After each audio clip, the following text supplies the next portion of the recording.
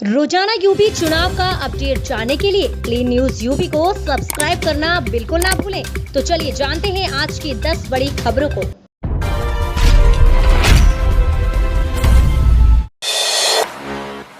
सपा के गढ़ में अखिलेश के खिलाफ गरजेंगे सीएम योगी। करहल में बीजेपी को दिख रही जीत की उम्मीद। मैनपुरी की करहल सीट पर इस समय सबसे अधिक नजरें हैं। समाजवादी पार्टी के अध्यक्ष अखिलेश यादव की सीट पर उतरने के बाद ये सीट हॉट सीट बन गई है, लेकिन बीजेपी ने जिस तरह एक केंद्रीय मंत्री को उनके खिलाफ उतारा, उससे इस सीट की गर्मी और भी बढ़ गई है। भारतीय जनता पार्टी यहां जीत के दावे के साथ पूरा जोर लगा रही है।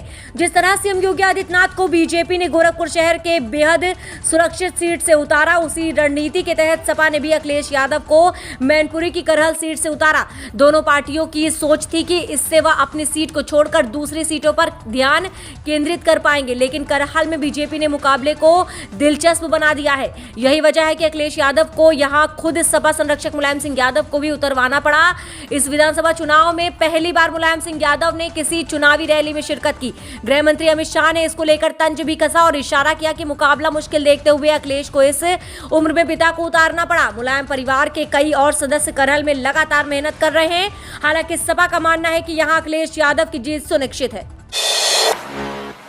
बुंदेलखंड इस बार किसकी प्यास बुझाएगा? समय समय पर कैसे करवट लेती रही है यहाँ की राजनीति। आजादी के बाद दशकों तक पानी का संकट झेलने वाला बुंदेलखंड खुद प्यासा रहकर भी सियासी दलों की चुनावी प्यास बखूबी बुझाता रहा है। तीसरे और चौथे चरण में बुंदेलखंड की 19 सीटों पर मतदान होना है। अब लाख टके का सवाल यह है कि बुंदेलों की धरती इस बार किसका राज तिलक करेगी, क्योंकि सत्ता के संग्राम में ये भूमि बारी बारी से सबको आशीर्वाद देती रही है। पिछले चुनाव में तो बुंदेलखंड भगवा खेमे पर इस कदर फिदा हुआ कि और किसी का खाता ही नहीं खुलने दिया था। बुंदेलखंड की बात करें तो आजादी के बाद से यहां इलाका कांग्रेस का मजबूत किला समझा जाता था। यह सिलसिला 80 के दशक तक बदस्तूर चला, मगर उसके बाद से यहां की राजनीति ने करवट लेनी शुरू की। दलितों की बहुलता वाले इस इलाके में काशी राम ने पहले दलितों को एकजुट किया, फिर मायावती संग मिलकर यहां दलित मुस्लिम गठजोड़ को मजबूती देनी शुरू की। मंडल कमीशन ने दलित पिछड़ों की राजनीतिक महत्वाकांक्षा को हवा दे दी है। इधर भाजपा हिंदुत्व को धार दे रही है तो मुलायम सिंह यादव और मुस्लिमों का समीकरण बनाने में जुटे थे। एक बार फिर सभी दल बुंदेलखंड का किला फतेह करने को दम लगा रहे हैं। इस बार अनुप्रिया पटेल का अपना दल भी इस इलाके में एंट्री पाने को प्रयासरत है। गोरखपुर बस्ती मंडल की इन सीटों पर बसपा और कांग्रेस की ताकत से तय होंगे नतीजे। गोरखपुर बस्ती मंडल की कई सीटों पर नतीजे बसपा और कांग्रेस की ताकत से तय होंगे। प्रत्याशियों के ऐलान से पहले तक जिन सीटों पर लड़ाई भाजपा और सपा के बीच मानी जा रही थी, उन सीटों पर अब त्रिकोणीय और चतुष्कोणीय लड़ाई हो चुकी है। कहीं कांग्रेस और बसपा के कद्दावर नेता अपनी दमदार उपस्थिति दर्ज करा रहे हैं, तो वहीं दूसरे दलों से बागी होकर आए प्रत्याशियों के सहारे इन दलों को नई ताकत मिल गई है। पूर्वांचल में चुनावी तपिश बढ़ने लगी है। सभी दलों के बड़े नेताओं के दौरे तय होने लगे हैं। भाजपा की ओर से प्रधानमंत्री नरेंद्र मोदी, गृह मंत्री अमित शाह, रक्षा मंत्री राजनाथ सिंह और मुख्यमंत्री योगी आदित्यनाथ के दौरे तय हो रहे हैं। तो सपा की ओर से अखिलेश यादव की सबसे ज्यादा मांग है। इधर बसपा सुप्रीमो मायावती की चंपा देवी पार्क में मंडल स्तरीय रैली की तैयारियां शुरू हो गई हैं, तो कांग्रेस महासचिव प्रियंका गांधी वर्चुअल रैली से कार्यकर्ताओं का उत्साह बढ़ाएंगी। चौथे चरण तक सपा को मिल जाएगा सरकार बनाने का जनादेश, अखिलेश यादव का दावा। समाजवादी पार्टी अध्यक्ष अखिलेश यादव ने दावा किया है कि विधानसभा चुनाव के चौथे चरण तक सपा सरकार बनाने लायक बहुमत हासिल कर लेगी। नासिरपुर में PD Jain inter college ground में गुरुवार को चुनावी सभा को संबोधित करते हुए उन्होंने कहा कि भाजपा सरकार धीरे धीरे सभी सरकारी संस्थानों को बेच रही है। यह आरक्षण खत्म करने के साजिश है। जब सरकारी संस्थान नहीं रहेंगे तो संविधान के अनुसार हक और सम्मान कैसे मिलेगा? नौजवानों को नौकरियां कहां मिलेंगी? अखिलेश यादव ने कहा है कि पहले और दूसरे चरण में भाजपा का सफाया हो चुका है। तीसरे चरण में भाजपा शून्य हो जाएगी। चौथे चरण के बाद समाजवादी पार्टी की प्रदेश में सरकार बन जाएगी। अखिलेश ने कहा है कि भाजपा ने किसानों, नौजवानों, पिछड़ों, दलितों, व्यापारियों का अपमान किया है। भाजपा जातीय जनगणना नहीं कराएगी। ये समाज में झगड़ा लगाने और लड़ाने वाली पार्टी है। समाजवादी सरकार आने पर जातीय जनगणना कराकर सभी लोगों को उनकी आबादी के अनुपात में हक और सम्मान दिलाएंगे। राकेश टिकैत ने दी सलाह, मतगणना तक चुप रहे किसान। भाजपा के वोटों की गिनती 15,000 से शुरू होगी, दूसरों की 0 से। भाकियों की मासिक पंचायत में भाकियों प्रवक्ता राकेश टिकैत ने भाजपा पर तंज कसते हुए एक बार फिर बड़ा बयान देते हुए कहा कि भाजपा के वोटों की गिनती 15,000 से शुरू होगी, जबकि दूसरों की 0 होगी। उन्होंने अन्य भुगतान की तरह गन्ना भुगतान को भी डिजिटल करने की मांग रखी। मतगणना तक किसानों से चुप रहने तथा संगठन को मजबूत करने का आह्वान किया है।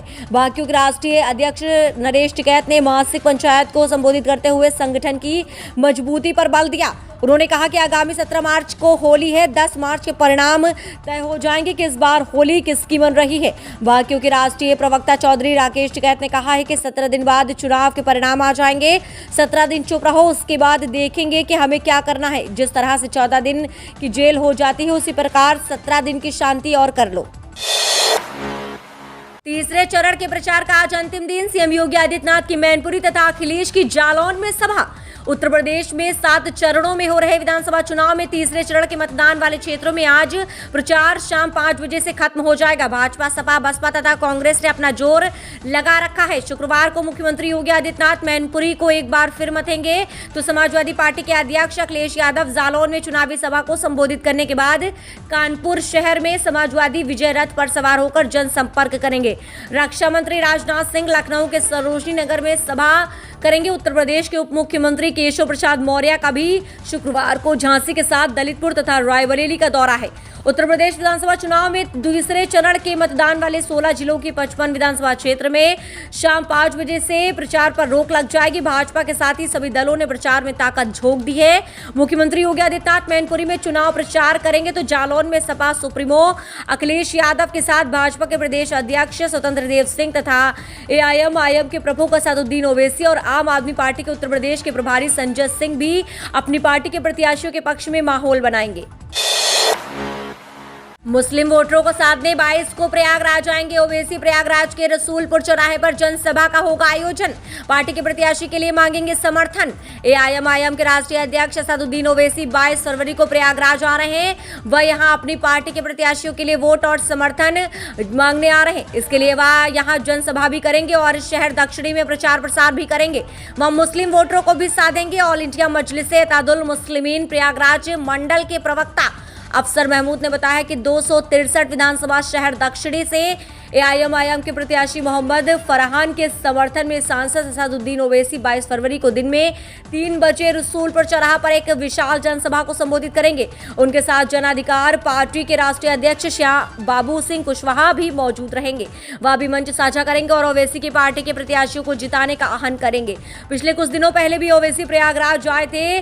उनके आने का उद्देश्य था माफिया अतीक अहमद की पत्नी शाइस्ता बेगम को पार्टी का प्रत्याशी बनाना।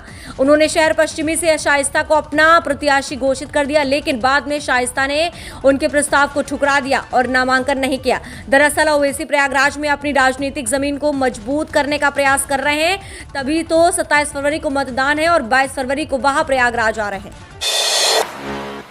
चित्रकूट में सपा कार्यकर्ताओं ने ज्वाइन की बसपा, कार्यक्रम में नहीं पहुंचे सपा प्रत्याशी और जिला अध्यक्ष। कार्यकर्ता बोले, जब अभी नहीं मिल रहे तो जीतने के बाद क्या आएंगे।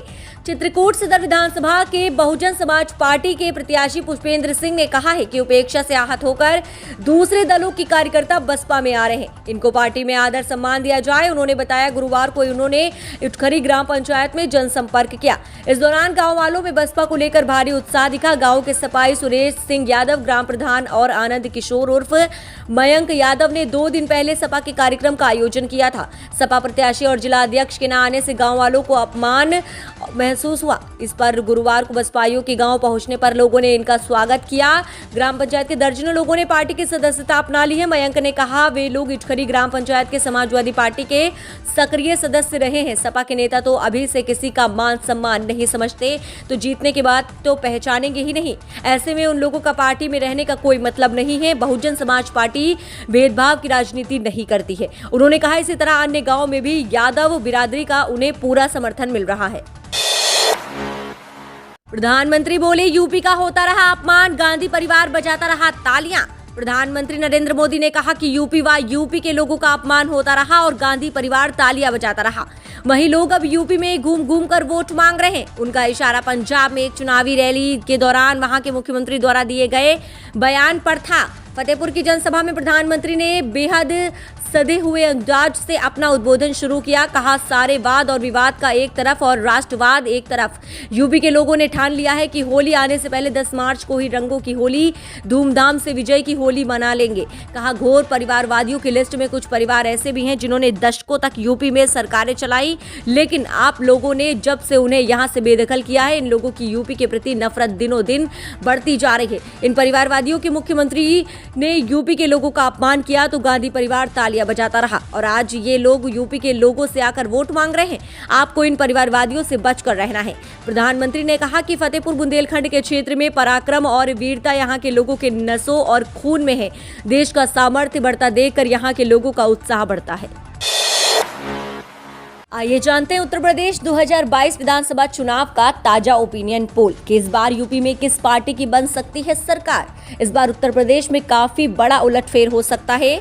अब आप हमें कमेंट के माध्यम से अपनी राय जरूर दें कि क्या योगी आदित्यनाथ दोबारा से मुख्यमंत्री बन सकते हैं या फिर बाजी पलट देंगे सपा प्रमुख अखिलेश यादव या फिर मायावती बनाएंगी अपनी सरकार या दिखेगा कांग्रेस का पंजा। अब हमें कमेंट के माध्यम से जरूर बताएं। 2022 का चुनाव काफी महत्वपूर्ण माना जा रहा है। आइए जानते हैं किस पार्टी को कितनी सीटें मिल रही हैं। सबसे पहले हम बात करेंगे बीजेपी की, तो बीजेपी को यहाँ पर लोग 41% पसंद कर रहे हैं। आगे बढ़ते हैं, बात करते हैं समाजवादी पार्टी की। समाजवादी पार्टी को यहाँ पर 32% लोग पसंद कर रहे हैं। वहीं बात कर लेते हैं बहुजन समाज पार्टी की, तो बहुजन समाज पार्टी को यहाँ पर लोग 24% पसंद कर रहे हैं। कांग्रेस की बात करें तो कांग्रेस को यहाँ पर 12% पसंद कर रहे हैं। अन्य की बात करें तो अन्य को यहाँ पर 4% लोग पसंद कर रहे हैं। अब आप हमें कमेंट के माध्यम से अपनी राय जरूर दें कि कौन सी सरकार पहले नंबर पर उभर कर सामने आ सकती है। आपकी राय हमारे लिए बेहद जरूरी है।